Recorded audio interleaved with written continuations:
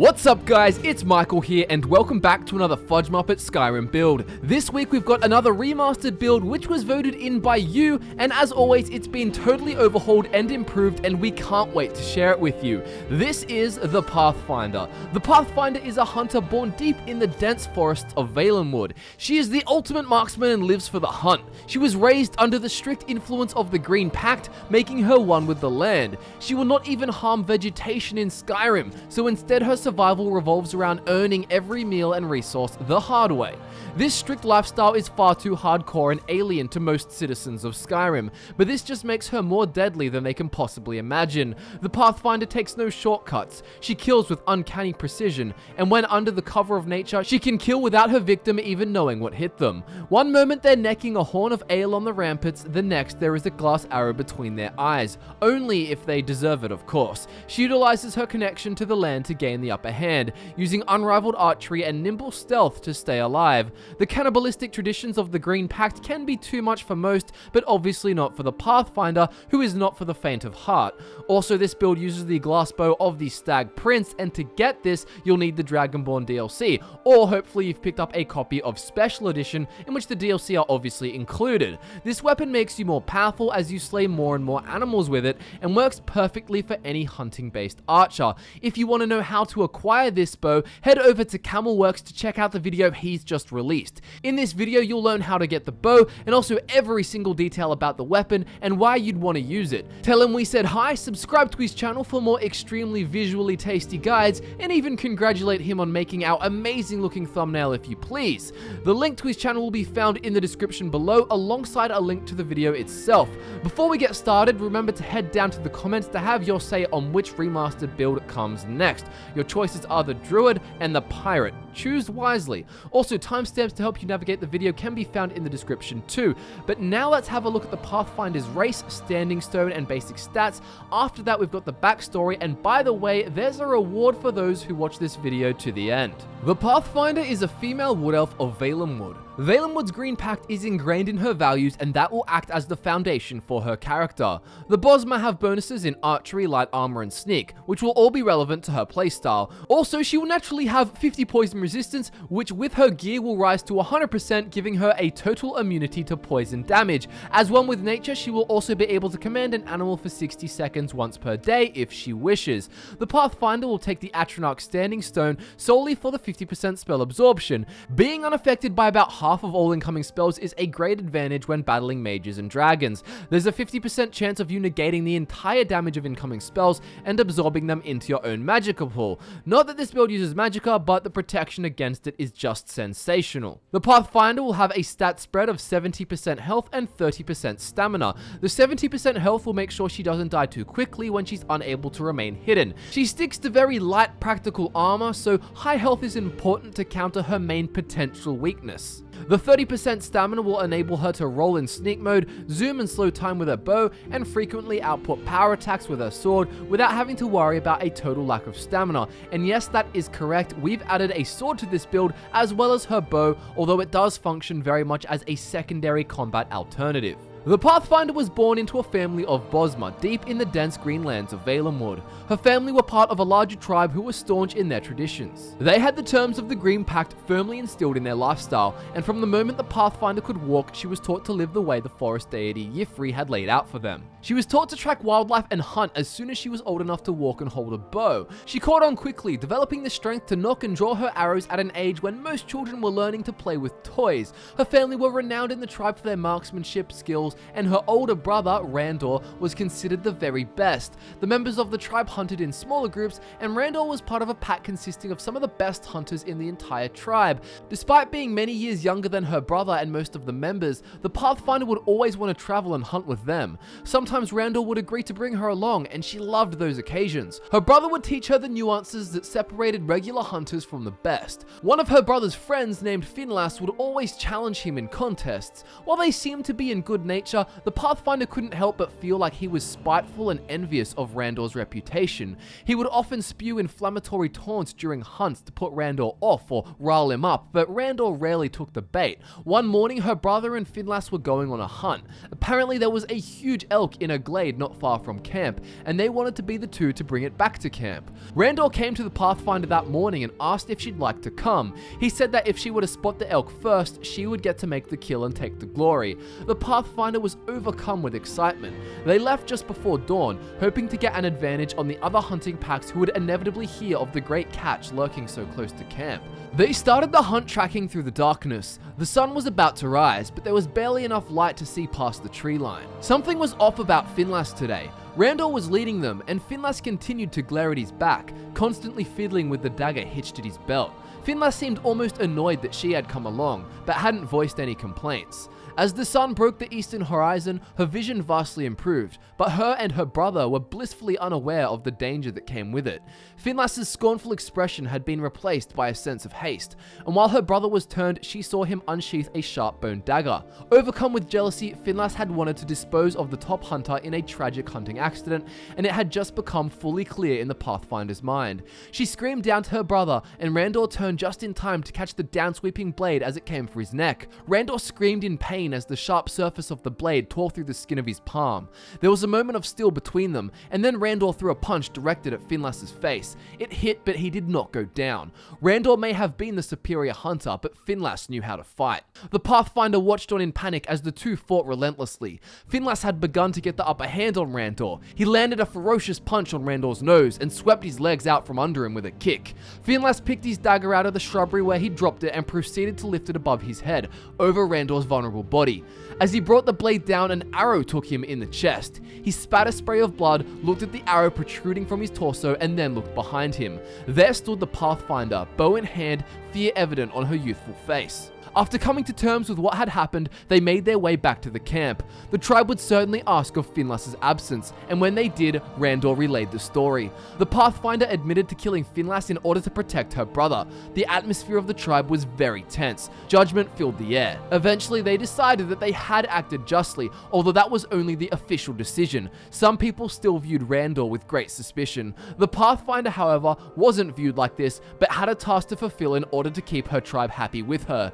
She was ordered to go and retrieve the body.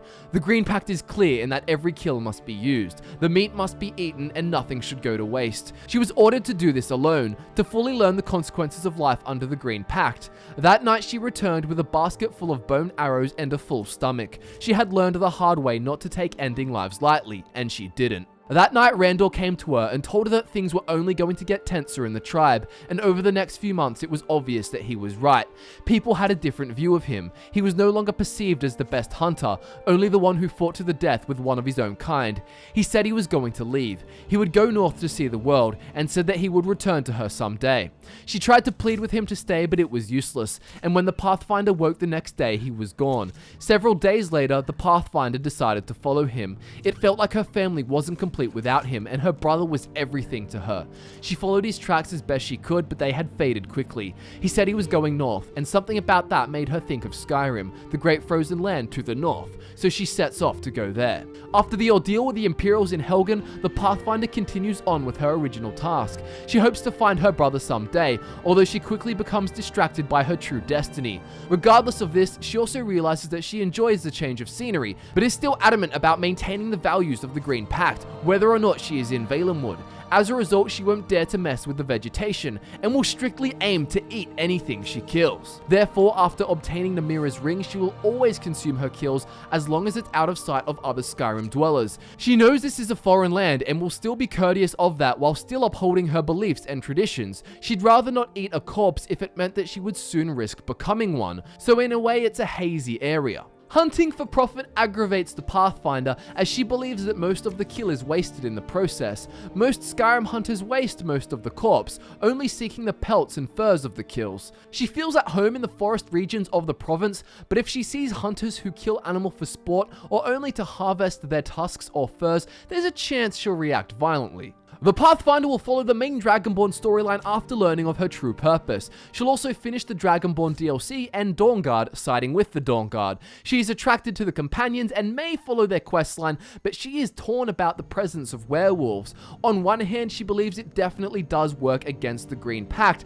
but there's still room for character change built over time if you want to take your playthrough that way. She may be too tempted by the power the transformation would bring, and how it would make her closer to the thrill of the hunt, but we'll leave that up to you. It's perfectly plausible that her passion for the hunt could override her initial beliefs, especially when she is so far from home and has time to reflect on some parts of the Green Pact while maintaining others. She may also want to join the Dark Brotherhood, as they too have a passion for hunting or killing. Not only that, but they would accept her for her morally questionable practices. They would be one of the only groups of people in Skyrim who wouldn't look down on her cannibalism. So now that you know the Pathfinder's story, let's get into her skills, spells, perks, and overall playstyle. The main skill for this build will be archery, of course, along with light armor, sneak, smithing, and one-handed.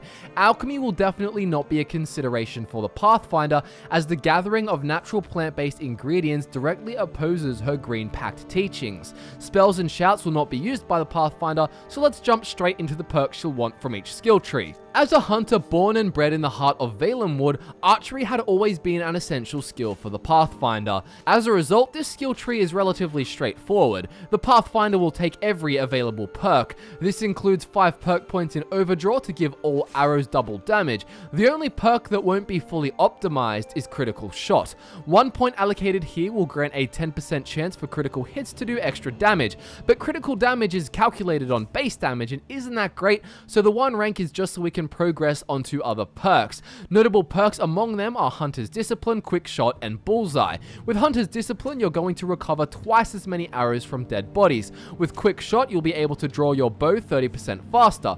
The majority of the Pathfinder's damage output comes from her unique glass bow, so being able to operate 30% faster will have an enormous effect on her deadliness in combat. Lastly, Bullseye, the final perk on the skill tree, offers a 15% chance of an arrow paralyzing a target for a few seconds. Debilitating a powerful opponent when you're outnumbered is a massive advantage, and with the quantity of arrows the Pathfinder fires in battle, this is a very handy benefit. Light armor is the apparel of choice for this Bosma. Staying mobile is a necessity for survival, and clunking around in heavy plate is the worst mistake a serious hunter could make. The Pathfinder will only need 1 perk from the skill tree, but dropping 5 points into the Agile Defender perk and increasing light armor rating by 100% will have a noticeable effect in the heat of battle. After archery, the Pathfinder's next key skill is Sneak. The hunt doesn't end with her enemies. She will be constantly tracking and killing animals across Skyrim in order to eat, and often the best catches are the quickest to flee.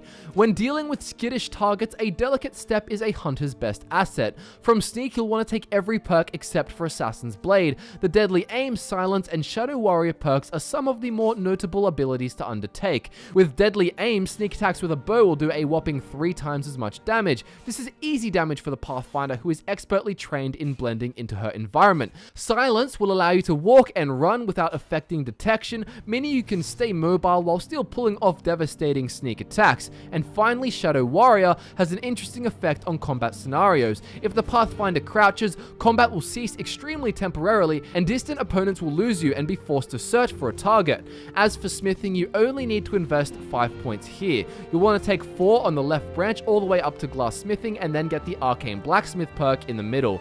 With both glass-smithing and Arcane Blacksmith, the Pathfinder will be able to make glass arrows, improve her enchanted bow, and improve her sword and light armor. Last but not least is one-handed. This skill is considered the Pathfinder's backup plan for when she is too close for comfort and her bow is not as effective as a sword.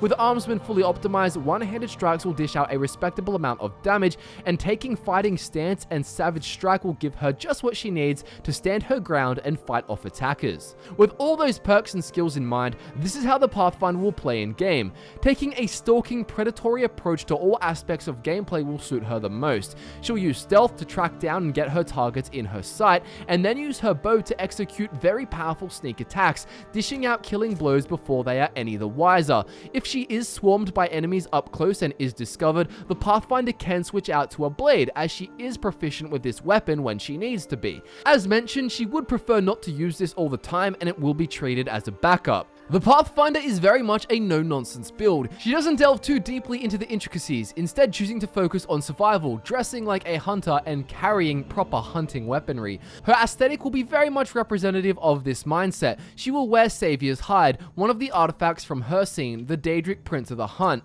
This hide gives a bonus 15% magic resistance and 50% poison resistance, and can be improved thanks to the Arcane Blacksmith perk. She'll also wear 2 unique reward pieces of the Forsworn armor set, the Gauntlets of the Old Gods and the Boots of the Old Gods. The Gauntlets offer a 20% damage boost to bows, and the boots grant 20% extra sneaking efficiency. Similarly, they can be improved via arcane smithing. To get these, you'll need to do the Forsworn Conspiracy quest and help them escape. As for weapons, the glass bow of the Stag Prince will be her primary weapon. Remember, to see how to get this weapon and know everything about it, the link to Camel's video on it is in the description below. This bow rewards the wielder every time they kill 20 animals, as well as having a solid 16 points of base damage. The bow is perfect for a diehard follower of the Green Pact. You get 5 points of health and stamina for every 20 animals you kill, so long as the bow is equipped. This maxes out at 100 animal kills for a total of 25 more points of health and stamina. It's like having another enchantment slot for armor, except that it's a weapon. The Pathfinder is convinced that these rewards are a blessing for carrying out the Wheel of Ifri. Her backup one-handed weapon will be the Nordic Sword from the Dragonborn DLC. This beautiful curved sword has a base damage of 11 and suits the Pathfinder aesthetic in every way. The last important piece of gear for the Pathfinder will be the Ring of Namira. We suggest you get your hands on this as soon as possible, so you never have to worry about breaking the Green Pact in Skyrim. This ring can be obtained in Markarth and will allow the wearer to feed on corpses for increased health and health regeneration. It also offers a 50-point stamina boost regardless of feeding. Subscribe for more amazing builds like this, and remember to head over to Camelworks to learn where to get the bow. If you enjoyed the video, be sure to click the like button, and if you don't want to miss any of our future videos, click the bell icon next to subscribe to get notifications whenever we put up a new video. Don't forget to scroll down to the comments to have your say on which build we remaster next. Your choices this week are the Druid and the Pirate. Also, links to our social media and timestamps to help you navigate throughout the video can be found just below in the description. As always, thanks so much for watching, guys. We really do appreciate it. I'm Michael, and I look forward to nerding out with you again very soon.